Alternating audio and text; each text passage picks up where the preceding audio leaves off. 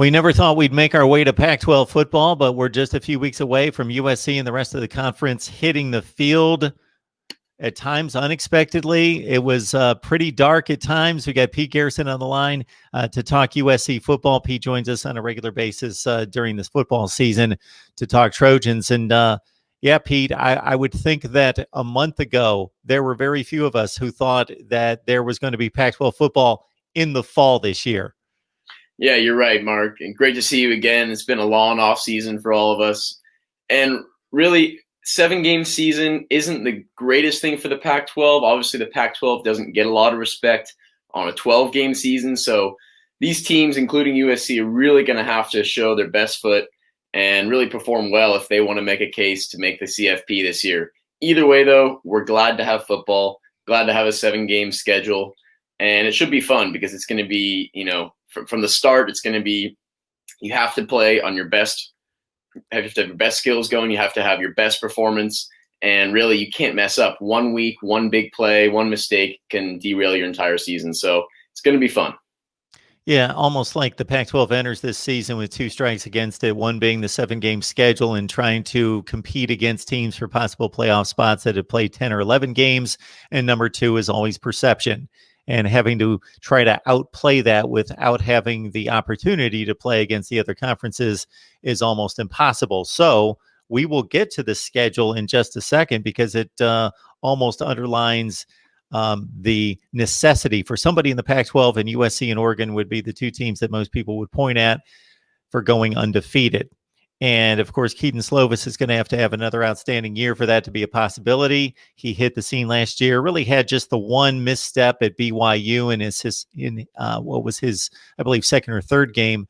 But other than that, he was lights out across the board. Unfortunately, we couldn't see a tremendous 4th quarter that was setting up between he and the Iowa defense in a very close game. And once he left, USC really just couldn't keep up. But Keaton Slovis leads an offense that should, again, be mighty exciting, Pete, in regards to this air raid approach.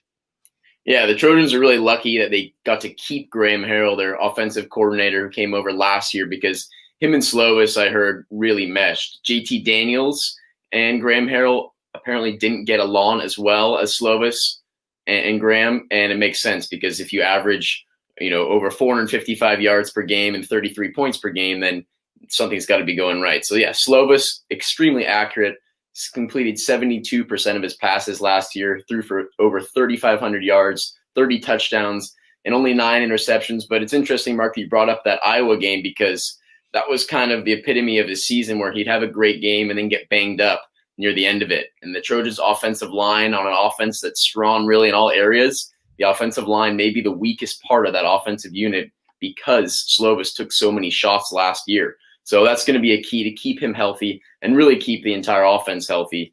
The running backs really struggled last year staying on the field, but this year they're stacked again. They have Vavai Malapei.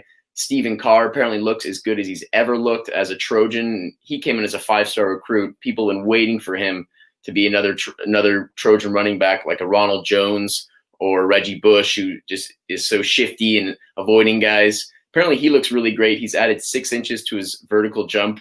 And then you've got kind of the thunder and lightning combo. Marquise Stepp, who's a 230-pound running back who just was bulldozing over guys last year, but he also struggled the injury bug. And then you had Keenan Christian, a former track star, who's 180 pounds, and he's just lightning quick. So you've got 4 guys in the running back stable who could contribute for the Trojans to go along with Slovis. Todd Orlando comes in from Texas to take over the defense. In regards to what USC has working on, I just checked out an article that talked about the scrimmage on Saturday and just basically him wanting to get out there and say, let's simplify things. Let's just let guys get comfortable in their position, communication. Let's just start at square one in regards to seeing what we can do in a game-like situation. And they played a 60-play live situation on Saturday. And so there's a lot to work with. I have the same impression, Pete, of USC defense that I've had ever since the heyday of Pete Carroll and this period of falling off a bit, where there are depth issues, which is really the number one issue here, because there are certain spots, certain units, certain players that just flash as just dynamic talents, but when you put it all together, it's not a great defense. That's been the story for USC the last few years. Great 4- and 5-star recruits that just haven't meshed. And I think some of that blame can be put on Clancy Pendergast, the defensive coordinator who was fired last year. The Trojans defense last year allowed 381 points. That's the most they've ever allowed. Second most was 2017 when they had Sam Darnold, and they allowed 366 points. So Clancy Pendergast's defenses had two of the worst seasons in USC history. Todd Orlando, though, is a lot more strict, a lot more, as you said, likes to simplify the defense. And USC's their main issue on defense is that they always allow the big plays. Last year, they actually came in and ranked 101st in FBS and allowing gains greater than 10 yards. So those big, deep plays, the Trojans are constantly allowing. And I saw some clips and highlights from the scrimmage they just had on Saturday in the Coliseum. And once again, the wide receivers were starting to beat the defensive backs in the secondary of the Trojans on some of those deep plays. Now, you can't put too much blame on the USC defense in a scrimmage right there because you've got guys like Amon-Ra St. Brown, Tyler Vaughns, and Brew McCoy, studs at wide receiver, catching passes from a great quarterback like Slovis. So you can't take too much into the scrimmages. But you're right. The USC defense has all these stars, all these guys, and they just haven't been able to find a way to play together. But there are some key names that you got to talk about. Drake Jackson was a freshman All-American last year who led the team with 5.5 sacks and 12 tackles for loss. You've got Pele Naoteote, who's a 250-pound linebacker, just an absolute beast, and he's kind of taken control at that Mike linebacker position, really being a leader, taking over from Cam Smith, who left a couple years ago. And then in the secondary, you've got a strong unit too. A lot of returning younger guys who are underclassmen. You got Elijah Griffin, Chris Steele, and Isaac Taylor-Stewart, who have all showed a lot of growth at their positions. Greg Johnson has come out and emerged as a solid nickelback after some struggles last year. But really, it's up to the safeties. And other than Drake Jackson, the most talented guy on this defense is Talanoa Hufanga, who also struggled to stay on the field last year. But man, if you watch that guy, he just flies around on the field. He's the USC's returning leading tackler. He almost had a turnover every game that he played in last year. So it's going to be up to him and Isaiah Palomau, who's the cousin of Troy Polamalu. Those two guys at the safety position are really going to have to lock down and limit those big plays that I've been talking about the Trojans have struggled with. MarkRogersTV, the voice of college football. Please like, comment, share the videos out on social media, and of course, subscribe. Hit the bell for the notifications. That way you know when we're going live. We got Pete Garrison on the line, joins us on a regular basis to talk USC football. And yes, the Pac-12 will get underway as the fifth of the 5 major conferences, but we'll slip under the College Football Playoff Selection Committee wire with the Pac-12 championship game being played that Friday night. So, Pete, it gets started for USC against Arizona State in an interesting divisional matchup. And just to get everybody updated on the format, the teams in the Pac-12 will continue to play everyone in their division instead of playing the additional everybody but 2 teams in the opposite division. There's going to be 2 less games, actually 3 less games initially, and then they play that championship weekend format, Pete, that I think is going to be a whole lot of fun because in addition to the conference championship game, you've got the rest of the seedings falling into play, and we'll have no idea until the previous Saturday who's going to match up against whom on that final weekend. So it comes out to a very manageable schedule for USC, especially when you look at the final record possibility minus, Alabama and Notre Dame. Exactly, yeah. USC would have faced Alabama week 1, the number 2 team in the country. Obviously, they don't have to do that. They were going to have to do that in Dallas, too, at Jerry's World. And then they also get to avoid traveling to South Bend and facing a Notre Dame team who's 4-0 now and number 3 in the country. So you take out those 2 games, and really in the 7 games scheduled, USC should be favored in all of those. The hardest matchup, you said, is week 1 against ASU at the Coliseum with no fans, and it's a 9 a.m. kickoff, which hasn't happened in LA for a long time. So, well, hopefully the Trojans are ready for that one. And then really the only other tough matchup on their schedule is week 3 when they travel to Salt Lake City and face Utah. And the Trojans have struggled when they've gone to Salt Lake City. Sam Darnold actually made his debut for the Trojans a couple years ago in Salt Lake City, and they lost that game. 2 years ago, they also lost with Sam Darnold again in Utah.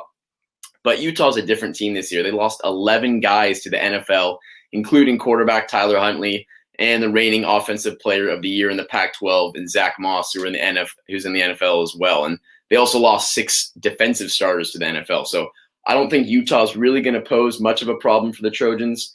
But we said you have to be on your A game every single week because you only have 7 chances to prove your point. And if the Trojans can stay on schedule and stay within their means, then you're right. They're probably going to face an Oregon team at the end of the year. Oregon comes in ranked 14th, but we know they lost a lot of guys. They have an offensive line that's depleted. Some players have decided to opt out. Oregon also obviously lost their quarterback and running back. So there's a lot of ifs and buts, but I think the Trojans, who last year really wished they could have played Oregon much better at home. They lost 56-24. I think this season they'll have a much better chance against the Ducks. This is what it plays out as, folks. Arizona State, as Pete just outlined, at home, a trip to Arizona, trip to Utah. That's always difficult, but as Pete mentioned, much lost there from a Utah team that went to the Pac-12 championship game the last 2 years. Jake Bentley, the South Carolina transfer, who had an up and down roller coaster career there at South Carolina, most likely the starting quarterback. Colorado, Washington State minus Mike Leach. And then, of course, the conclusion against UCLA before this wild card weekend, which, of course, the USC fans and most of us would expect would conclude in the Pac-12 championship game, most likely against Oregon. So there's 7 games, winnable games for USC coming up in 2020. What will it add up in regards to the national race? That will be, it's always interesting to see how the College Football Playoff Selection Committee is going to measure teams, but without any evaluation of how various conferences played against each other, because that's completely gone. And this 7 games versus 9 games versus 11 games situation, Pete, it's going to be fascinating to see how teams are just even ranked leading up to that point and then selected. Yeah, it's interesting right now looking at teams like Ohio State, who are still obviously ranked in the top 10, and rightfully so, but they've yet to play a game. So it's just weird to see that 0-0 record next to a team ranked that highly. But I think USC should be favored in all 7 games they play. Their only crossover game, as you mentioned, is against Washington State, who's one of the weaker teams in the North. So USC really did draw some lucky cards here in facing the teams they have to face. But you're right, the Pac-12 is going to have to gain some respect, and Clay Helton's going to have to gain some respect because he's gone 13-12 in his last 2 seasons with a stacked roster. People already wanted him out last year. They were furious that he even came back this season, but a new AD for the Trojans, a new season, a lot of young returning players. It's going to be up to Clay and the rest of that almost new coaching staff as well to get the job done this year. USC, Arizona State in just a few weeks. Pete Garrison on the line. Pete, we appreciate you stopping by to break down the Trojans and hope to have you back soon. Yeah, Mark, let's do it. November 7th, kickoff 9 a.m.